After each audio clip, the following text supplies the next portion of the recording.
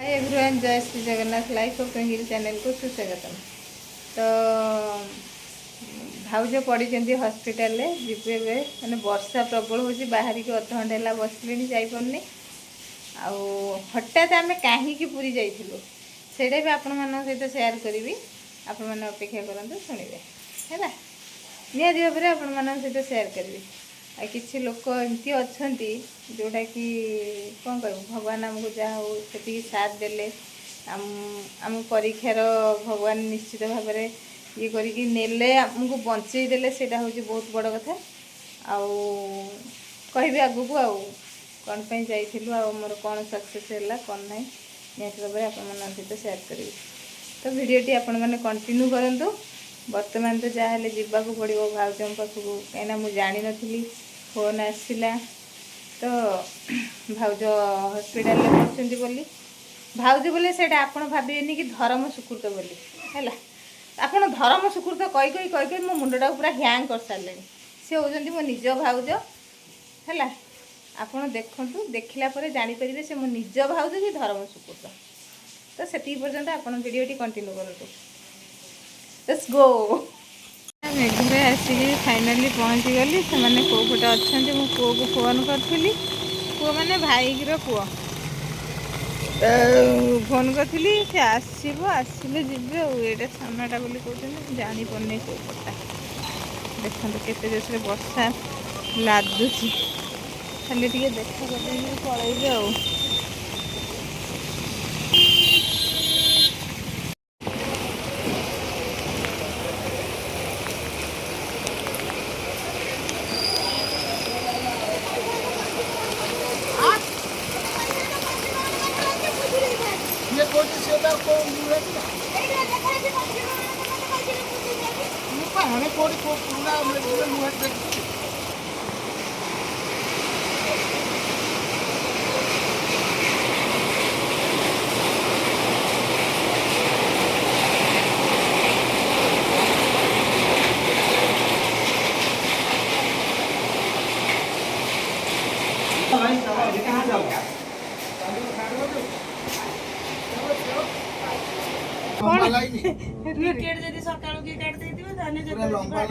खाଇବା ଆସୁଛି ବାହାରୁ ଆମର ଫାଉଣ୍ଡେସନ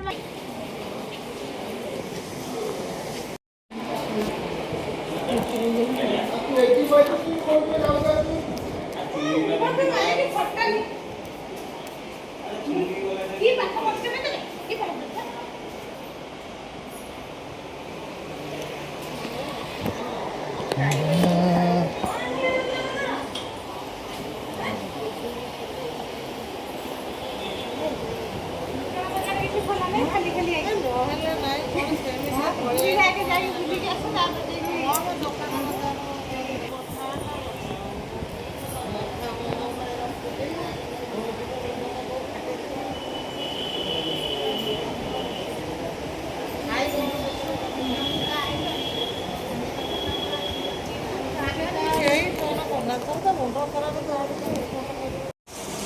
जाइली मार्केट जो वर्षा कुछत्र हो कहना पैंट दुटा आनी झील आउ खाइबा जिनस पकुड़ी जिलापी पूरा खाइबार व्यस्त मत किंतु कई दौना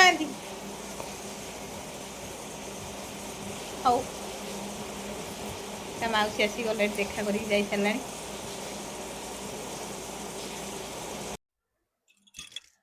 समस्त मोर हृदय धन्यवाद और नमस्कार भी मोर छोट बड़ गुरुजन मानकर आशीर्वाद पाई मुझे मो पिला को फेरी पाई। तो मुझे भावुली आपण मान सहित किसी शेयर करिबिनी बोली किंतु मुझे शेयर करने को बाध्य होची। बहुत बड़ा गोटे एक्सीडेंट रो झी बंची जाइए सेटा भगवान आशीर्वाद किंतु कहली जदि भी तार किछि भी टिके हे जीव ना मु सत्य कथा कहूँ मो निज जीवन को मु हारिदेवी रखिबेनी आ सेटा भी मु जगन्नाथ को माने ଆପଣ ମାନେ ଦେଖିଛନ୍ତି ଏଠି ସବୁ ଜଗନ୍ନାଥଙ୍କର ଫଟୋ ସବୁ ଏପଟେ ସେପଟେ ସବୁ ଟଙ୍ଗା ହେଇଥିଲା। ମୁଁ ରାଗିକି ଜଗନ୍ନାଥଙ୍କର ଫଟୋ ଭାଙ୍ଗିଦେଲି। ଆପଣ ମାନେ ଦେଖିଥିଲେ ସବୁ ଗିଫ୍ଟ ଆକାରରେ ମତେ ମିଳିଥିଲା, ସମ୍ମାନ ମିଳିଥିଲା। ରାଗ ହେଲା, ମୁଁ କହିଲି ତ ମୁହଁ ଚାହିଁବିନି। ଯଦି ମୋ ପିଲା ଠିକ ନ ରହିବ ମୁଁ କେବେ ବି ତ ମୁହଁ ଚାହିଁବିନି। କାହିଁକି ନା ମୁଁ କେବେ କାହାର ଅନିଷ୍ଟ ଚାହିଁନି କି ଅନିଷ୍ଟ କରିନି। ମୁଁ ସବୁବେଳେ ଲୋକଙ୍କର ଭଲ କରେ। ମୁଁ ଆଜି ଯଦି ତୋ ଉପରେ ଭରସା କରୁଛି, ତୁ ଯଦି ମତେ ଆଜି ଅନାଥ କରିବୁ, ମୋର କେହି ନାହାନ୍ତି କି ସାଥ ଦେବାକୁ କେହି ନାହାନ୍ତି, କି ମୋ ପାଖରେ କେହି ଛିଡା ହେବାକୁ ନାହାନ୍ତି, ତାହେଲେ ମୋର କିଏ ଅଛି? ତତେ କାହିଁକି ଅନେଇବି? ତତେ ସବୁବେଳେ ମାନେ ଚାରି ପାଖରେ ଟାଙ୍ଗିକି ତୋ ମୁହଁକୁ ଚାହିଁକି କାହିଁକି ରହିବି? ସେଥିପାଇଁ ସବୁ ଫଟୋ କାଢି ଦେଇକି ପଲଟେଇକି ରଖିଦେଇଥିଲି। ଆଉ ଏଇଟା ମତେ ପୁରୀରୁ ମିଳିଥିଲା। ଏଇଟା ବି ସମ୍ମାନ ମିଳିଥିଲା। ଏଇଟା ନଡିଆରେ ବନା ହେଇଛି, ଆପଣ ମାନେ ଦେଖି ଜାଣିପାରୁଥିବେ। ତ ପୂଜା ବି କରୁଥିଲି, ଚନ୍ଦନ ଲାଗିଛି ଦେଖନ୍ତୁ। ତାକୁ ବି ଆଣିଲି, ଯଦି ବି କିଛି କ୍ଷତି ହେଇଯାଏ ମୋ ଝିଅର, ତ ମୁଁ ଏସବୁ ଜିନିଷକୁ ନେଇକି ପାଣିରେ ଉଝେଇଦେବି। ଆଉ ଠାକୁର ବାକୁର ପୂଜା କରିବିନି। କାହିଁକିନା ସେତିକି ସମୟ ମତେ କଣ ଲାଗିଛି ସେଇଟା ମୁଁ ନିଜେ ଅନୁଭବ କରିଛି।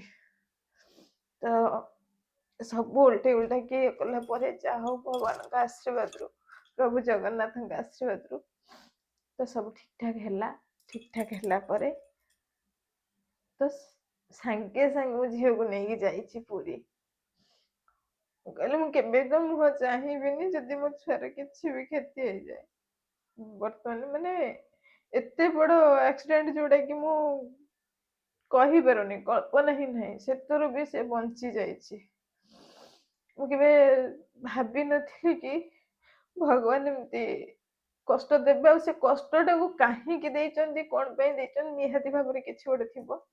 କାହିଁକି ନା ଝିଅର ଏଇଟା 16 ବର୍ଷ ଯେହେତୁ, ମୁଁ ଜାଣିନଥିଲି କି ମାନେ ମୋର ଅନ୍ଦାଜ ହିଁ ନଥିଲା କି ତାର 16 ବର୍ଷରେ ଏମିତି କିଛି ଘଟଣା ଦୁର୍ଘଟଣା ହବ ବୋଲି।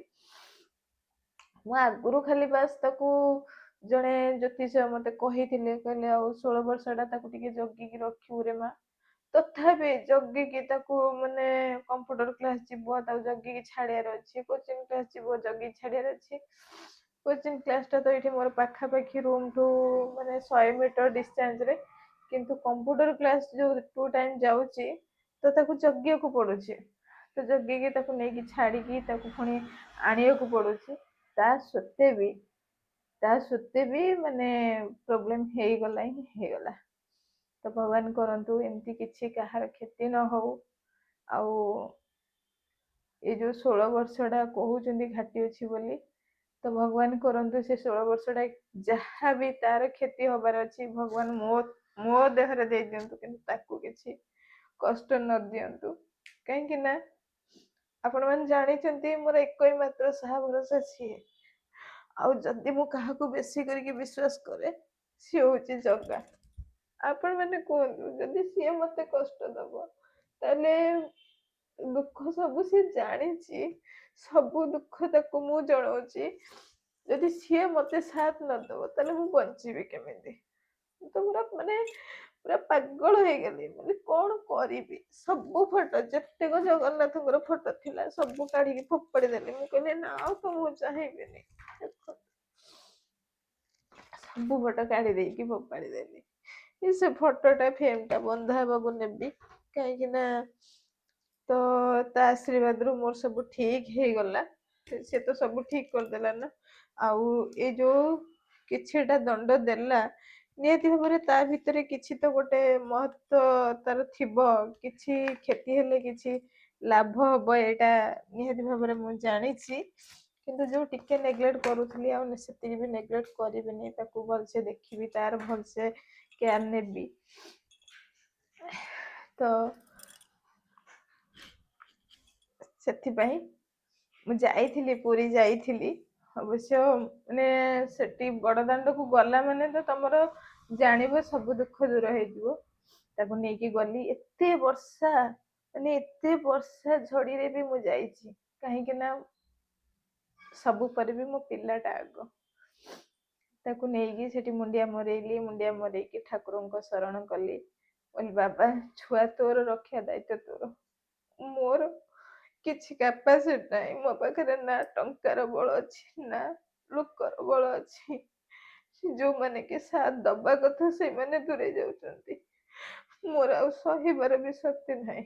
ଆଉ ସତ କଥା ହେଲା, ସବୁଠୁ ବଡ ଜିନିଷ ହଉଛି ମୋ ଝିଅର ଯଦି କିଛି କ୍ଷତି ହେଇଯିବ ମୁଁ ବଞ୍ଚି ପାରିବିନି, ଏଇଟା ହଉଛି ସତ କଥା। ସମସ୍ତେ ତ ଗୋଟି ଗୋଟି କରିକି ଦୂରେଇ ଗଲେ, ତ ଯେତେ ଠିକ କଲେ ବି ଯେତେ ଯାହା କଲେ ବି କେହି ନୁହଁ କାହାର, ଏଇଟା ମୁଁ ଜାଣିଗଲି।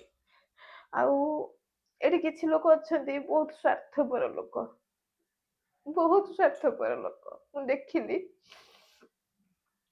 ମାନେ ତମ ସହିତ ମିଶିବେ, ଭଲରେ କଥା ହେବେ, ଭଲସେ ମାନେ କହିବେ ପୁରା ଆମେ ଜୀବନ ଦେଇ ଦଉଛୁ, କିନ୍ତୁ ଠିକ ଅସୁବିଧା ମାନେ ଯୋଉଟା କି ବିପଦ କୁହନ୍ତି, ମଣିଷ ମଣିଷକୁ ଚିହ୍ନେ କେତେବେଳେ ଠିକ ବିପଦ ସମୟରେ। କିନ୍ତୁ ବିପଦ ସମୟରେ କେହି ନଥିବେ ତମ ପାଖରେ, ଯୋଉମାନେ କହିବେ ଆରେ ତୁ ବ୍ୟସ୍ତ ହନି, ତମେ କାହିଁ ବ୍ୟସ୍ତ ହଉଛ, ମୁଁ ପା ଅଛି। ସେ ତମେ କାହିଁ ବ୍ୟସ୍ତ ହଉଛ, ମୁଁ ପା ଅଛି। କିନ୍ତୁ ଠିକ ବିପଦ ସମୟରେ ଯିଏ ସାଥ ଦେଲା ନା, ପ୍ରକୃତ ବନ୍ଧୁ ହଉଛି ସିଏ, ହେଲା। ଯୋଉଟା କି ଆପଣ ମାନେ କିଛି ଲୋକ ଅଛନ୍ତି ମତେ ଖରାପ ଭାବନ୍ତି, ମତେ ଖରାପ କରିକି କୁହନ୍ତି ତାଙ୍କ ସବୁ ନାଁରେ, ଧରମ ଭାଇ କେତେ କରିଛୁ, ତ ସେଇ ଯୋଉ ସମୟଟାରେ ସେଇ ଧରମ ଭାଇ ମାନେ ହିଁ ମତେ ହ୍ୟାଣ୍ଡେଲ କରୁଛନ୍ତି, ହେଲା। ଆଉ କଣ କହିବି, ତ ଆପଣ ମାନେ ନିହାତି ଭାବରେ ଜାଣିପାରୁଥିବେ କେତେ କଷ୍ଟ ଲାଗିଥିବ ଗୋଟେ ଛୁଆ ଦେହରେ, ଯେତେବେଳେ ମାନେ ଗୋଟେ ଧୂଳି ଟିକେ ବି, ଯେ ପ୍ରକୃତରେ ମା ହେଇଥିବ ଆଉ ଯେ ପ୍ରକୃତରେ ଗୋଟେ ପିଲାର ଏଇଟା ବୁଝୁଥିବ, ମାନେ ଏମିତି କି ଧୂଳି ଟିକେ ବି ପଡିଲେ ପିଲାଠି, ସେ ମା ର ଅବସ୍ଥା କଣ ହୁଏ। ତାହେଲେ ଏତେ ବଡ ଗୋଟେ ଦୁର୍ଘଟଣାରୁ ମୋ ଝିଅ ବଞ୍ଚିଛି ମାନେ ଆପଣ ମାନେ ଭାବୁଥିବେ, ତ କୋଉ ଜନ୍ମର କିଛିଟା ପୁଣ୍ୟ ବଳ ପାଇଁ ମୋ ଝିଅ ମୋ ପାଖକୁ ଫେରିଲା। ତେଣୁ ଏତିକି ମୁଁ ଆପଣ ମାନଙ୍କୁ ହାତ ଯୋଡିକି ଅନୁରୋଧ କରୁଛି, ମୁଁ ତ ଆପଣ ମାନଙ୍କର କିଛି କ୍ଷତି ବି କରିନି, କି କାହାର ବି କ୍ଷତି କରିବାକୁ ମୁଁ ଚାହୁଁନି। ପ୍ରଭୁ ଜଗନ୍ନାଥଙ୍କୁ ମୁଁ ସବୁବେଳେ ଡାକୁଛି ମୋ ପିଲାକୁ ସବୁବେଳେ ଏମିତି ଘଣ୍ଟ ଘୋଡେଇକି ରଖିଥାଉ, ଆଉ ଆପଣ ମାନେ ବି ଆଶୀର୍ବାଦ କରନ୍ତୁ। ତାର 16 ବର୍ଷର ଦୋଷାଟା କେମିତି କଟି ଯାଉ, ଆଗକୁ ସେ ଗୋଟେ ଭଲ ମଣିଷ ହେଇକି ବାହାରୁ, ମୋର ଆଉ କିଛି ଦରକାର ନାହିଁ। ସେ ଗୋଟେ ଭଲ ମଣିଷ ହେଇକି ବାହାରିଲେ ସେଇଟା ହିଁ ମୋର ଗର୍ବ, ଆଉ କିଛି ମୋର ଦରକାର ନାହିଁ। ରହୁଛି, ଜୟ ଶ୍ରୀ ଜଗନ୍ନାଥ। ତାପରେ ବି ମଧ୍ୟ ମୁଁ ପୁରୀରୁ ଆସିକି ମାନେ ସକାଳେ ପହଞ୍ଚିଲୁ ଆମେ ମ୍ୟାକ୍ସିମମ୍ 9:30ରୁ 10ଟା ଭିତରେ। ଯେଉଁ ଟାୟାର ଲାଗିଥିବ ଆପଣ ମାନେ ଜାଣିଛନ୍ତି, ତ ଆସିକି ମାନେ ବର୍ଷା ପାଣି ଖାଇକି ରାତି ଅନିଦ୍ରା ହେଇକି ଆସିକି ଟିକେ ସମୟ ରେଷ୍ଟ ନେଇକି ତାପରେ ବି ଭାତ ଟିକେ ରୋଷେଇ କଲି, ଭାତ ଟିକେ ଯାହା ଯେମିତି କଲି, ଟମାଟୋ ଫମାଟୋ ଚକଟିକି ଖାଇଲୁ। ଯାହା ତ ଖାଇବାକୁ ଯେମିତି ଲାଗୁଥିବ ସେଇଟା ଆପଣ ମାନେ ଭଲ ଭାବରେ ଜାଣିଛନ୍ତି। ତାପରେ ଖବର ଆସିଲା କଣ, ଭାଇ ଫୋନ କଲା, ପିଇସି ପୁଅ ଭାଇ, ତ ମାରେ ଭାନୁ ପଡିଛି ହସ୍ପିଟାଲରେ, କଣ ହେଇଛି କଣ ନାହିଁ ମୁଁ ତ ଜାଣିନି। ସେଠୁ ଖାଇବି କଣ, ଖାଇବା ପାଖରୁ ଉଠିକି ଯିବାକୁ ପଡ଼ିଲା, ଯେ ଭାଉଜଙ୍କର କଣ ହେଇଛି ମୁଁ ଟିକେ ଯାଇକି ଦେଖି, କିଛି ନେଇନି କି ମୁଁ କିଛି ଦେଇପାରିନି, ତଥାପି ମନ ଏତେ ଦୁଃଖ ଭିତରେ ବି ମୁଁ ଗଲି, ତାଙ୍କ ସହିତ ହସିକି ମିଶିକି ଆସିଲି, ନର୍ମାଲ ଗୋଟେ ଲୋକ ଭଳି। ସେ କେବେ ଅନୁଭବ ବି କରିନାହାନ୍ତି, ଭିଡ଼ିଓ ବି ଯଦି ଆମ ପିଲାମାନେ କିଏ ଦେଖୁଥିବେ ବି ନିହାତି ଭାବରେ ଜାଣିପାରିବେ। ତ ମାନେ କେବେ ଅନୁଭବ ତାଙ୍କୁ କରିବାକୁ ଦେଲିନି ଯେ ଝିଅର କଣ ହେଇଛି ବୋଲି, କିଛି ଅସୁବିଧାରେ ମୁଁ ଅଛି ବୋଲି। କାହିଁକି ନା ସେ ତ ନିଜେ ଅସୁବିଧାରେ ପଡ଼ିଛନ୍ତି, ସେ ଆସିକି ପଡ଼ିଲେଣି 4 ଦିନ 5 ଦିନ ହେଲା, ମତେ ଜଣେଇ ନାହାନ୍ତି।